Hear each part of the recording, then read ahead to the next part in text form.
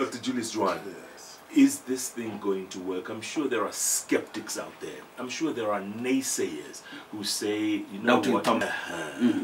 Incidentally, I think the only difference is that before we changed our education system based on, let me call it presidential decrees. The world has changed. And actually, if you look at the process that we are taking this, I mean, this is the best that is prescribed in terms of literature, where you do needs assessment, you develop a framework like we did, give it several stakeholders, let experts look at it, compare it to what is happening in the region and across the world. Then from there you move on and do your what we call scope and sequence. Then we do our designs, then you go and pilot it. Then from there you will see what you can correct, and then you move it to the next stage. And then when you're rolling out, you do it in phases.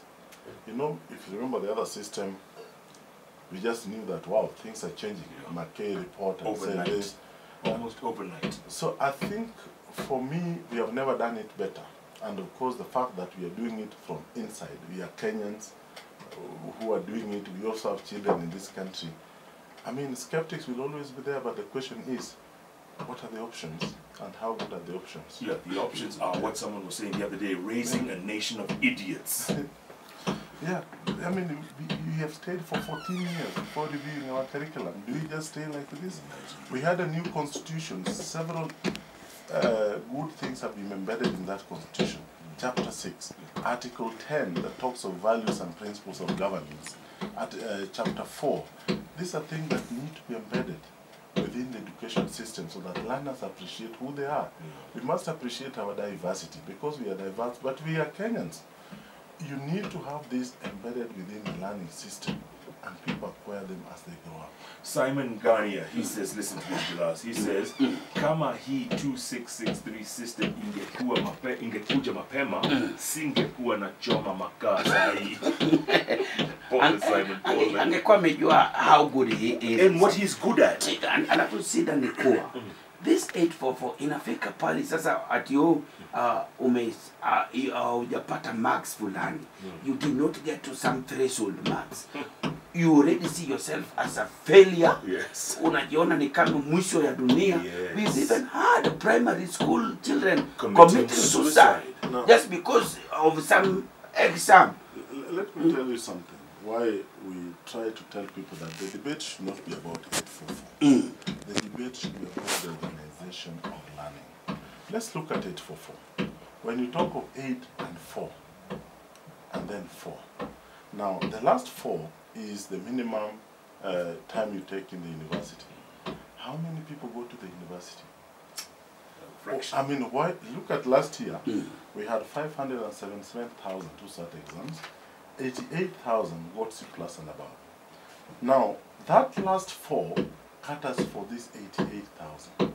What about the other 400 and about 80 or 90,000?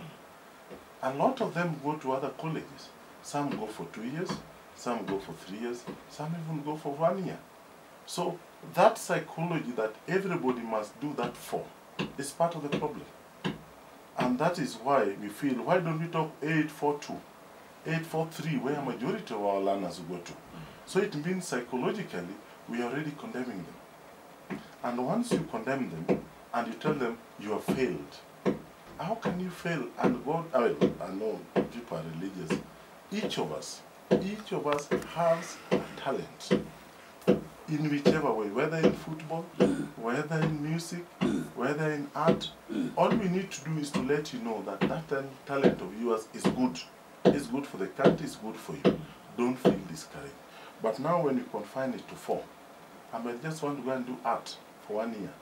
So we need to remove that psychology of the 4, and that is why we only go up to the last 3. After that, in tertiary, we open it up. You're on your own. And in senior school, we have 3 pathways. We have sports and arts, which includes music and sports. And in sports, we have various categories. Then we have the STEM, for those who want to go for science, technology. Then we have the social sciences. So what we are trying to do is to expand space for learners so that each of them will just go to what they want. Now, somebody might say our schools are not prepared. Now, as it is now, we'll be doing this progressively. There are schools that may look small like now, but they can offer music. They can offer home science. They can offer carpentry. I actually visited a school in Thika, a very small school. But when I went there, I found them doing wonderful carpentry. And I said, but if this kind of person can be given skills in entrepreneurship, people relations, communication skills, and of course you have that component of citizenship. Who are you in Kenya? How do you relate with others? And then you give them now to pursue their interest in carpentry. Are you sure we'll be importing things in China? Why are we watching Nigerian movies? I mean, just think about it. Yes. Why can't we start nurturing this talent at an early age?